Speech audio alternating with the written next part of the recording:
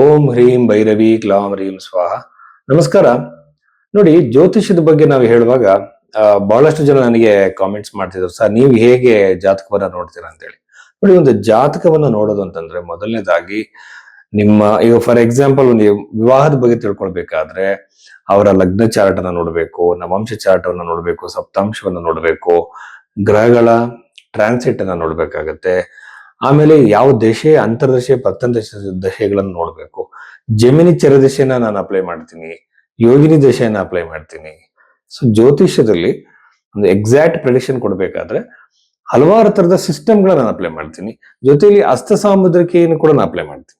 ಇಲ್ಲಿರುವ ರೇಖೆಗಳನ್ನು ನಾಡಿ ಜ್ಯೋತಿಷದ ಪ್ರಕಾರವಾಗಿ ಅಪ್ಲೈ ಮಾಡ್ತೀನಿ. ಅಂದ್ರೆ ತುಂಬಾ ಜನಕ್ಕೆ ಬರ್ತ್ ಟೈಮ್ ಅಕ್ಯುರೇಟ್ ಆಗಿರಲ್ಲ. ಸೊ ಬರ್ತ್ ಟೈಮ್ ಸರಿ ಇಲ್ಲ ಅಂದಾಗ ಸುಮಾರು ಒಂದು ಅರ್ಧ ಗಂಟೆ, 1 ಗಂಟೆ ವ್ಯತ್ಯಾಸ ಇದ್ರೆ ನಾನು ಬರ್ತ್ ಟೈಮ್ ರೆಕ್ಟಿಫೈ ಮಾಡ್ತೀನಿ.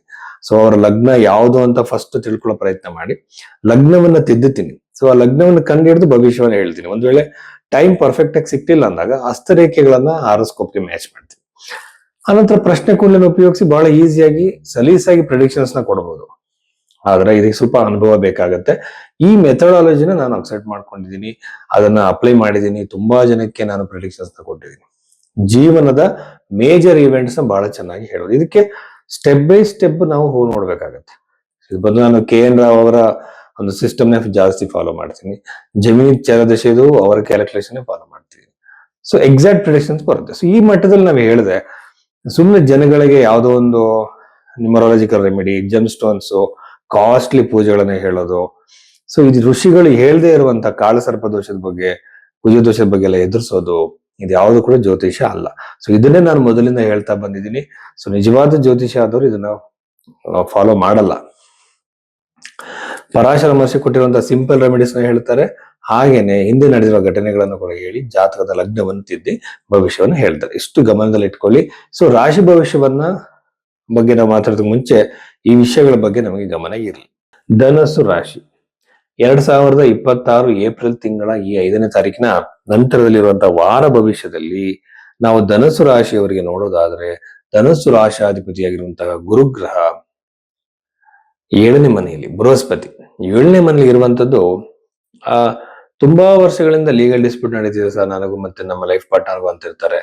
ಇಂಥವರು ಮತ್ತೆ ಒಂದಾಗುವುದು, ಕಾಂಪ್ರಮೈಸ್ ಆಗುವುದು. 5 ವರ್ಷ 10 ವರ್ಷ ನಂತರ ಕೂಡ ಕಾಂಪ್ರಮೈಸ್ ಗಳನ್ನ ಆಗಿದ್ದಾರೆ. ಈ ಸಾಧ್ಯತೆ ಇರುತ್ತೆ. ಪ್ರೇಮ ವಿವಾಹದ ಸಾಧ್ಯತೆ ಇರುತ್ತೆ. ಸೋಷಿಯಲ್ ಮೀಡಿಯಾಗಳಲ್ಲಿ ಗುರುತಿಸ್ಕೊಳ್ಳುವಂತ ಸಾಧ್ಯತೆ ಇರುತ್ತೆ. ದೈವದ ಕೆಲಸವನ್ನ ಮಾಡುವವರು, ದೇವರಿಗೆ ಸಂಬಂಧಪಟ್ಟಂತ ಕೆಲಸಗಳು ಮಾಡೋರು, ದೇವರಿಗೆ ಸಂಬಂಧಪಟ್ಟ ಈಗ ಹೂಗಳನ್ನ ಮಾರೋರಾಗಿರ್ಬೋದು, ಈ ಭಕ್ತಿಗೆ ಪ್ರಧಾನವಾಗಿರುವಂತಹ ವಸ್ತುಗಳನ್ನ ಮಾರೋ ಎಲ್ಲರೂ ಕೂಡ ಅಭಿವೃದ್ಧಿಯನ್ನ ಪಡೀತಾರೆ. ಇನ್ನು ಸಪ್ತಮ ಬಂದು ಒಳ್ಳೆಯ ಆರೋಗ್ಯವನ್ನ ಕೊಡ್ತಾನೆ ಗುರುಗ್ರಹ. ದಯಪಾಲಿಸುವಂತಹ ಸಾಧ್ಯತೆ, ಒಳ್ಳೆಯ ಆರೋಗ್ಯದಲ್ಲಿ ಸಮಸ್ಯೆಗಳಿದ್ರು ಸರಿಯಾಗುವಂತಹ ಸಾಧ್ಯತೆಗಳು ಈ ಒಂದು ಧನಸ್ಸು ರಾಶಿ ಇದೆ. ಚತುರ್ಥದಲ್ಲಿರುವಂತಹ ಶನಿಗ್ರಹ, ಕುಜಗ್ರಹ, ಸೂರ್ಯನಿಂದ ಒಳ್ಳೆಯ ಪ್ರಾಪರ್ಟಿ ಖರೀದಿಯಾಗುತ್ತೆ. ಸೂರ್ಯನಿರೋದ್ರಿಂದ ಗೌರ್ಮೆಂಟ್ ಇಂದ ಯಾವ್ದೋ ಒಂದು ಪ್ರಾಪರ್ಟಿ ಹರಾಜಾಗಿರುತ್ತೆ. ಆ ಹರಾಜಾಗಿರುವಂತಹ ಪ್ರಾಪರ್ಟಿನ ತಗೊಳ್ಳೋ ಸಾಧ್ಯತೆ ಇರುತ್ತೆ. ಮತ್ತೆ ಪ್ರಾಪರ್ಟಿ ತಗೊಳ್ಳೋದು ಅಂತಂದ್ರೆ ಸಾಲದಲ್ಲೇ ಇರುತ್ತೆ, ಅದು ತೀರ್ಸಿರಲ್ಲ. ಈ ಟೈಮಲ್ಲಿ ನೀವು ಸಾಲವನ್ನ ಕ್ಲೋಸ್ ಮಾಡ್ತೀರ. ಈ ಒಂದು ಪಾಸಿಬಿಲಿಟೀಸು ಈ ಒಂದು ಧನುಸು ರಾಶಿಯಲ್ಲಿ ಹುಟ್ಟದಂತವ್ರಿಗೆ ಇದೆ. ಚತುರ್ಥ ಭಾವದಲ್ಲಿರುವಂತಹ ಗ್ರಹಗಳನ್ನ ನೋಡಿದ್ರೆ ಹಳೆಯ ಪ್ರಾಪರ್ಟಿಗಳನ್ನ, ಮನೆ ಆಗಿರ್ಬೋದು ಅಥವಾ ಎಸ್ಟೇಟ್ ಗಳನ್ನ ನೀವು ಪರ್ಚೇಸ್ ಮಾಡುವಂತ ಸಾಧ್ಯತೆ ಅತಿ ಹೆಚ್ಚಾಗಿದೆ ಈ ಧನುಸು ರಾಶಿ ಹುಟ್ಟದಂತವರಿಗೆ. ನವಮ ಭಾವ 3ನೇ ಮನೆ ನೋಡ್ತಿದ್ರೆ ಅಣ್ಣ ತಮ್ಮಂದಿರ ಮಧ್ಯೆ ಕಿರಿಕಿರಿ ಉಂಟಾಗತ್ತೆ. ಅಣ್ಣ ತಮ್ಮಂದಿರ ಮಧ್ಯೆ, ಹಾಗೇನೆ ನಿಮ್ಮ ಲೈಫ್ ಪಾರ್ಟ್ನರ್ ಸಂಬಂಧಪಟ್ಟಂತರ ಸಿಬ್ಲಿಂಗ್ಸ್ ಏನಿರ್ತಾರೆ ಅವರ ಒಂದು ರಕ್ತ ಸಂಬಂಧದ ಜೊತೆ ನಿಮ್ಗೆ ಕಿರಿಕಿರಿಗಳು ಉಂಟಾಗಬಹುದು. ಧನುಸು ರಾಶಿಯವರಿಗೆ ಸಂಬಂಧಪಟ್ಟಂತೆ 11ನೇ ಮನೆ ಮತ್ತೆ 4ನೇ ಮನೆ 3 ಇವೆಲ್ಲ ಗಮನಿಸಿದೀವಿ. ಪಂಚಮ ಕೂಡ ಅಷ್ಟು ಚೆನ್ನಾಗಿಲ್ಲ. ಹಾಗಾಗಿ ನನಗೆ ಏನ್ ಅಂದ್ರೆ ವಿದ್ಯಾರ್ಥಿಗಳಲ್ಲಿ ಏಕಾಗ್ರತೆ ಕೊರತೆ, ಹಾಗೇನೆ ಸಂತಾನ ಪ್ರಾಪ್ತಿಗೆ ಅನಾನುಕೂಲ ಆಗಬಹುದು. ಸಂತಾನದ ಅನಾನುಕೂಲ ಕಡೆ ನಾವು ಹೇಗೆ ಅರ್ಥೈಸ್ಕೋಬೇಕಂದ್ರೆ, ನಿಮ್ಮ ಮಕ್ಕಳಿಗೆ ಅಭಿವೃದ್ಧಿ ಸಿಗದೆ ಇರುವಂತದ್ದು, ಅದರಿಂದ ನಿಮಗೆ ನೋವಾಗುವಂತ ಸಾಧ್ಯತೆ ಇರುತ್ತೆ. ಸೊ ಬಿಸ್ನೆಸ್ ಮಾಡ್ತಿರೋರಿಗೆ ಒಂದು ತಕ್ಕ ಮಟ್ಟಿಗಿನ ಲಾಭ ಇದೆ. ಸೊ ಇಷ್ಟು ದಿನ ಇಷ್ಟು ಪ್ರೋಗ್ರೆಸ್ ಇರ್ಲಿಲ್ಲ ಸರ್, ಈಗ ಕಾಣ್ತಿದೆ ಅಂತ ಹೇಳ್ತಾರೆ. ಅಂತವ್ರಿಗೆ ಈ ಧನಸು ರಾಶಿ ಹುಟ್ಟದವ್ರಿಗೆ ಈ ಒಂದು ಅನುಕೂಲಗಳು ಇದೆ.